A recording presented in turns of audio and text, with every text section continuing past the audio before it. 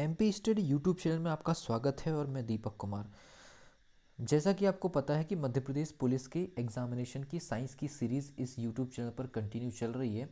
मैंने आपको पहले भी प्रॉमिस किया है कि अगर आप मान लीजिए इस सीरीज़ का फ़ायदा उठाना चाहते हैं तो सबसे पहली चीज़ तो आप चैनल को सब्सक्राइब कर लीजिए, बेल आइकन को प्रेस कर लीजिए, क्योंकि इसके बाद साइंस की टेस्ट सीरीज़ के बाद में मैथमेटिक्स की और उसके बाद फिर कुछ जो होंगे आपके टॉपिक रीजनिंग के, और उसके बाद फिर आपका जनरल नॉलेज की टेस्ट सीरीज़ में कंटिन्यू एग्जामिनेशन तक देने वाला हूँ। ठीक है, तो अगर मान लीजिए इस चैनल पर नए हैं तो चैनल को सब्सक्राइब कर लीजिए, बेल आइकन को प्रेस कर लीजिए। मध्य प्रदेश पुलिस एग्जामिनेशन के लिए सामान्य विज्ञान के टेस्ट सीरीज़ में ये तीसरा वीडियो मैं यहाँ पर अपलोड कर रहा हूँ और फिर टॉप 25 क्वेश्चंस का एक और शानदार वीडियो आपके सामने स्टार्ट कर रहा हूँ। ठीक है, तो चलिए स्टार्ट करते हैं। क्वेश्चन नंबर फर्स्ट है, गुरुत्वाकर्षण बल कार्य करता है। तो मैं आपको बता दूं, गुरुत्वाकर्षण बल जो होता है वो हमेशा ब्रह्मांड के किन्हीं भी दो पिंडों के बीच में किन्हीं भी स्थितियों में रखता है। इसलिए इस प्रश्न का जो उत्तर होगा, ब्रह्मांड में समस्त पिंडों पर या समस्त निकायों पर कार्य करने वाला बल जो होता है वो गुरुत्वाकर्षण बल होता है। ठीक है, केवल सूर्य और ग्रहों के बीच में पृथ्वी और उपस्थित निकाय पर नहीं, केवल सूर्य और पृथ्वी पर नहीं होता, ये ब्रह्मांड के किन्हीं भी दो पिंडों के बीच में लगता है। और ये गुरुत्वाकर्षण बल की जो वैल्यू होती है F=G m/r², ये फॉर्मूला होता है। अगर किसी एग्जामिनेशन में फॉर्मूला आ गया तो आप फॉर्मूला भी याद रख सकते हैं। ठीक है, उसके बाद बात करते हैं मानव कान की सुनने की जो क्षमता होती है। मानव कान के सुनने की क्षमता जो होती है 20 हर्ट्ज से ज़्यादा और 20,000 हर्ट्ज से कम, इसलिए आंसर हो जाएगा आपका 20 हर्ट्ज से लेकर के 20,000 हर्ट्ज। ठीक है, पेड़ों पर बढ़ने वाली लाइकेन, है ना, लाइकेन मतलब एक बेल होगी। पेड़ों पर बढ़ने वाली लाइकेन जो होती है वो क्या होती है? तो मैं आपको बता दूं, लाइकेन एक ऐसी चीज़ होती है कि जिस जिस पेड़ पर बढ़ती है उस पेड़ को भी फायदा देती है और खुद भी ग्रोथ करती है। इसलिए जो सामने वाली चीज़ को भी ग्रोथ कर मतलब उसके ग्रोथ में भी हेल्प करती है और अपने भी ग्रोथ का इंपॉर्टेंस का ख्याल रखती है। इस प्रकार के जो जीव कहलाते हैं, ये कहलाता है आपके सहजीवी संबंध। तो इनके बीच में जो संबंध होता है वो कहलाता है आपका सहजीवी संबंध। ठीक है, उसके बाद फिर हम बात करते हैं कि वर्ण विक्षेपण होने के बाद प्रिज्म का आधार, जैसे मान लीजिए कि प्रिज्म इस प्रकार से अगर होता है तो वर्ण विक्षेपण के बाद जो नीचे में जो कलर होता है, वर्ण विक्षेपण के पहले वर्ण विक्षेपण के पहले बैगनी कलर ऊपर होता है, जबकि वर्ण विक्षेपण के बाद नीचे में बैगनी कलर चला जाता है, इसलिए इसका आंसर क्या हो जाएगा? बैगनी कलर। क्वेश्चन नंबर फिफ्थ, उष्मा का कैलोरी गुणांक। मैं आपको बता दूं, उष्मा का कैलोरी गुणांक जो होता है 1/4.2, मतलब उष्मा को मतलब जूल से कैलोरी में कन्वर्ट करने के लिए 1/4.2 का मल्टीप्लाई कर देते हैं और कैलोरी से जूल में जाने के लिए 4.2 का मल्टीप्लाई कर देते हैं। ठीक है, तो कैलोरी गुणांक कितना? 1/4.2। उत्क्रमणीय अभिक्रिया होती है, जो दोनों डायरेक्शन में केमिकल रिएक्शन चलती है उसको उत्क्रमणीय अभिक्रिया कहते हैं, इसलिए उसकी डायरेक्शन कितनी होती है? 2। क्वेश्चन नंबर 7, केंचुआ का श्वसन होता है नाक से, मुंह से, गलफड़ों से और त्वचा से। केंचुआ जो श्वसन करता है वो अपनी त्वचा से करता है और उन त्वचा में क्या इंपॉर्टेंट है? नमी होना इंपॉर्टेंट है। ठीक है, अगर मान लीजिए केंचुआ को पानी से अगर बाहर निकाल लिया जाए तो उसके मरने के चांसेस बढ़ जाते हैं। ठीक है, केंचुए की बात करो, मैं कछुए की बात नहीं कर रहा हूँ। ठीक है, वो त्वचा से श्वसन प्रक्रिया को कंप्लीट करता है। क्वेश्चन नंबर 8 जो है, रक्त शुद्धिकरण की कृत्रिम विधि होती है। तो रक्त शुद्धिकरण की जो कृत्रिम विधि होती है उसको अपोहन कहते हैं। ये प्रोसेस जो होते हैं डायलिसिस जिसको हम बोलते हैं, इसका जो हिंदी जो नाम है वो डायलिसिस को अपन क्या बोलते हैं? अपोहन कहते हैं। ठीक है, उसके बाद क्वेश्चन नंबर 9 पर चलते हैं। क्वेश्चन नंबर 9 देखिए, क्वेश्चन नंबर 9 है, जिसका आसानी से रूप परिवर्तन नहीं होता। आसानी से रूप परिवर्तन नहीं होता वो आपके आपके पास होता है बेकेलाइट। बेकेलाइट एक ऐसा पदार्थ है जिसका आसानी से रूप परिवर्तित नहीं किया जा सकता। ठीक है, सीएनजी में प्रमुख प्रक्रिया की जाती है। सीएनजी का फुल फॉर्म अगर आप देखेंगे तो कंप्रेस्ड नेचुरल गैस, और कंप्रेस्ड नेचुरल गैस का मतलब है संपीड़ित प्राकृतिक गैस, इसलिए इसका आंसर क्या हो जाएगा? संपीड़न। ठीक है, सीएनजी का फुल फॉर्म आप याद रखेंगे, जहाँ पर पीवीसी का फुल फॉर्म, ये अदर भी क्वेश्चन बन सकते हैं। क्वेश्चन नंबर 11 पर चलते हैं, निम्न में से कौन सी ऊर्जा पानी का हेड से गतिज ऊर्जा बनकर लाभकारी बनती है?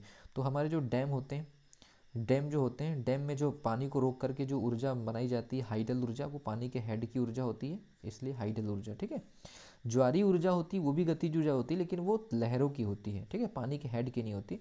लोलक या पेंडुलम घड़ी के जो आविष्कारक थे आपको बता दूं वो गैलीलियो थे। क्वेश्चन नंबर 13, गति के नियम से संबंधित जो पुस्तक है प्रिंसिपिया, जो न्यूटन की जो किताब है उसका नाम क्या है? प्रिंसिपिया। इसके अलावा और भी बुक्स हैं, wings of fire, exam warrior, origin of species ये बायोलॉजी से रिलेटेड है। विंग्स ऑफ फायर, इसके अलावा एग्जाम वॉरियर तो पीएम के द्वारा लिखी गई है, ठीक है। इसके अलावा क्वेश्चन नंबर 14, क्वेश्चन नंबर 14 गति के समीकरण की खोज। ये क्वेश्चन को मैक्सिमम स्टूडेंट गलत करते हैं।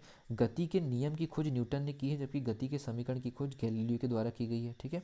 क्वेश्चन नंबर 5, हल्दी को NaOH के साथ मिलाया जाए तो उसका रंग होगा। मैं आपको बता दूं, अगर हल्दी को सोडियम हाइड्रोक्साइड के साथ अगर मिलाया जाए तो उसका जो कलर होगा वो रेड होगा, क्योंकि सोडियम हाइड्रोक्साइड क्या है, सोडियम हाइड्रोक्साइड क्षार है।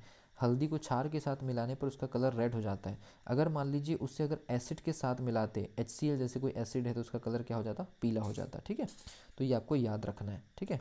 क्वेश्चन नंबर 15 के बाद हम चलते हैं सीधे क्वेश्चन नंबर 16 पर। क्वेश्चन नंबर 16 है ग्रीन हाउस प्रभाव किस कारण उत्पन्न होता है। तो ग्रीन हाउस प्रभाव जो होता है गैसों के कणों के आकार के कारण, बिल्कुल नहीं। गैसों के प्रसार के कारण, बिल्कुल नहीं। गैसों के जो कण होते हैं उनके टकराव के कारण ग्रीन हाउस प्रभाव उत्पन्न होता है। ये थोड़ा सा साइंटिफिक क्वेश्चन है, ठीक है। उसके बाद 1 लीटर जल 60 डिग्री सेल्सियस पर है, दूसरा 1 लीटर जल 40 डिग्री सेल्सियस पर है। मिश्रण का अंतिम तापमान, दोनों के आयतन बराबर होने की वजह से टेम्परेचर बैलेंस होगा, तो 60 डिग्री और 40 डिग्री के बीच में होगा। क्वेश्चन नंबर 18, क्रिकेट की बॉल भीग जाने पर कौन सा घर्षण होता है। मैं आपको बता दूं, स्लाइडिंग घर्षण होता है। बॉल जो है वो स्लाइड करना स्टार्ट कर देती ग्राउंड पर, इसलिए सर्पिल घर्षण। क्वेश्चन नंबर 19, पेट्रोल खुले में रखने पर भाप बनकर उड़ जाता है। क्या पेट्रोल गर्म होता है, क्या पेट्रोल ठंडा होता है, क्या गुप्तोष्मा का कोई प्रभाव है। वाष्प दाब के कारण उड़ जाता है, ठीक है। उसका जो वाष्प दाब होता है वायुमंडल के वाष्प दाब से अधिक होता है, इस वजह से वो उड़ जाता है, ठीक है। लकड़ी की लुगदी के रासायनिक उपचार से प्राप्त होता है। तो ये रेयॉन, जो रेयॉन पदार्थ होते हैं लकड़ी की लुगदी का केमिकल प्रोसेस से निकाला जाता है उसको, ठीक है। क्वेश्चन नंबर 21, क्षय मान है ना, क्षय मान या फिर जीवाश्म ईंधन। क्षय मान को हम क्या बोल सकते हैं, जीवाश्म ईंधन में सर्वाधिक दहनशील जो पदार्थ होता है वो पेट्रोलियम पदार्थ होते हैं, सबसे जल्दी इनका ज्वलन ताप सबसे कम होता है, ठीक है। इसलिए पेट्रोलियम पदार्थ इसका आंसर आ जाएगा। क्वेश्चन नंबर 22 पर चलते हैं। जो क्वेश्चन नंबर 22 है उसमें आप देखिए फिर एक क्वेश्चन आया ग्रीन हाउस प्रभाव से। ग्रीन हाउस प्रभाव में प्रभावी किरण है। तो ग्रीन हाउस प्रभाव की वजह से आपको पता है टेम्परेचर जनरेट होता है, और टेम्परेचर जनरेट होने का मुख्य कारण जो है इंफ्रारेड होता है, अवरक्त किरणें, ठीक है। अवरक्त किरणें, बाकी जो किरणें हैं उनके भी फुल फॉर्म आपको याद होनी चाहिए। अल्ट्रावायलेट, कॉस्मिक किरणें, आपको पता है कॉस्मिक किरणें जो होती है ये एक्चुअल में आवेशित किरणें होती हैं, ठीक है। इसके अलावा गामा किरणें, गामा किरणों के बारे में भी आपको स्टडी करनी चाहिए। क्वेश्चन नंबर 23, किसी मानव शरीर का ऊर्जावान होना सर्वाधिक निर्भर करता है पोषक तत्वों पर, भोजन के द्रव्यमान पर, पानी की मात्रा पर, ऑक्सीजन की मात्रा पर। हमारे ब्लड में ऑक्सीजन की मात्रा जितनी ज़्यादा होगी किसी मानव शरीर के ऊर्जावान होने की संभावना उतनी अधिक होती है। क्वेश्चन नंबर 24, ऐसा वाहक ऊतक जो जल एवं खनिज प्रवाह करते हैं, मतलब खनिज और जल को प्रवाह करने के लिए ऊतक कौन सा काम करता है, तो ये जाइलम कहलाता है, ओके। क्वेश्चन नंबर 25, ये एकदम नॉर्मल क्वेश्चन है। क्वेश्चन नंबर 25, प्रिंटिंग पेपर के पैकेट को कहा जाता है।